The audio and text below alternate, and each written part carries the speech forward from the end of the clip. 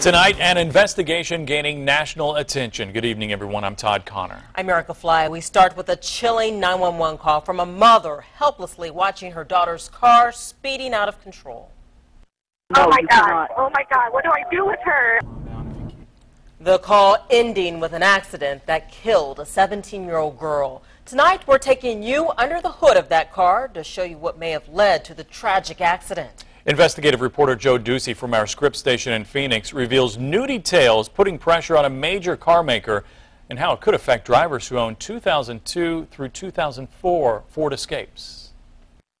I just sit and think, I wish I could just see her again. Ryan Bloom beams as he talks about his daughter, Sage. Today is my birthday party. She loved going to church. She went to the youth group, and she cared for people. Sage was an Arizona high school junior, into her school, her family, and her first car, a 2002 Ford Escape like this one. Ryan checked it and okayed it. She was just like, thank you, Daddy, thank you, Daddy, thank you, Daddy, thank you, Daddy, you know. Yeah. So, and that hurt, that kind of hurts, you know. Yeah, yeah. January 27th, Sage is driving the car for the first time with her mother, Jamie, following. But something goes wrong. Sage calls Jamie, and Jamie calls 911. Oh my God. Oh my God. What do I do with her? She's seeing what two surveillance cameras catch. Sage's car speeding by on a busy street.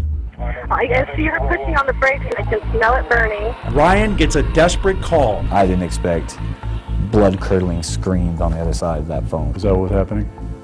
Yeah, Jamie was freaking out. Oh my God, she's a wreck. She's a wreck. Oh my God. You know when that time stops and you just think, you know, please, just, God, let her be okay. Eyewitnesses say Sage was swerving to avoid accidents until she couldn't. Her SUV rolled 3 times. Sage died hours later. We all just came together and cried, bawled. We discovered Ford issued a safety recall involving the accelerator cable on 2002-2004 Escapes, including Sage's car. Then we uncovered something Ford did not send to owners, and what some advocates say should have prompted a second recall. It's a warning sent to dealers 10 months after the recall, showing how mechanics could be making an incorrect repair. By the time dealers got the corrected instructions, Ford's own records show more than 300,000 of the Escapes had already been fixed, including the Escape Sage was driving. We showed Ryan Bloom and his attorneys what we found. There's the correct way, and there's the incorrect way. Wow. And now you're seeing it. Ford's own instructions show the potential danger. Damage can be caused if mechanics lift up on the speed control cable. This demonstration provided to us by the Bloom's expert for another case shows that could cause the plastic cover to break, the speed control cable to come loose, accelerate fast enough, and the cable can stick. Experts say that leaves the throttle open and the car traveling at very high speeds. On this day, inspectors for both Ford and the Bloom family are here. Bloom inspector Bill Williams stakes a small camera through the engine, under the crucial cable area, being careful not to disturb any evidence. That's the catch. The speed control cable broken, lodged under the engine cover. The throttle stuck wide open. The Bloom's attorney Bob Boatman and Williams say what Ford warned its dealers against, damage to the speed control cable, is exactly what they say they found in the Escape Sage Bloom was driving the day she died. This is one of the clearest demonstrations I've ever seen of a safety defect in a vehicle. Clarence Ditlow says the Bloom's inspection was clear because the vehicle hadn't been moved since impounded, and technology allowed an examination of the speed control cable. He's with the Center for Auto Safety in Washington. This is a problem that is not behind us, it's in the future. Ditlow is so concerned about hundreds of thousands of Escapes that could be on the road with a bad repair, he's taking action. I don't see how Ford cannot do another recall. Ditlow's organization just filed a 144-page petition with NHTSA based partly on Sage's accident. It pushes NHTSA to open a recall investigation that could result in a second recall of the affected Escapes. Ford's attorney didn't want our cameras at the scene, and their inspectors didn't comment.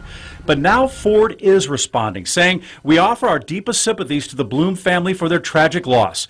We are in the midst of our investigation, and we've not reached any conclusions. We will work closely with NHTSA to determine the cause of the crash and will take appropriate action if warranted by the outcome of the investigation." So what if you're driving one of those Ford Escapes? Ford says if you bring it in for service, this notice remains in their system, allowing dealers to check on recommended repairs. But Joan Claybrook, a former head of NHTSA, thinks the automaker should have to give some answers to the federal government for not sending owners a second notice. They didn't warn them properly because they never sent the letter that they sent to NHTSA and to their dealers. They never sent that letter to the consumer. If Ford is found to have violated the NHTSA statute for failure to recall, she believes Ford could be subject to civil fines, and she can't understand why that second notice wasn't issued. I'm just outraged that Ford would behave this way. I know that there's more out there that are running around with that bind in there, just waiting for the right circumstance to happen. They are circumstances this expert says came together like a perfect storm that day in January. Oh my God, my poor child. Cutting short a young life in this spot.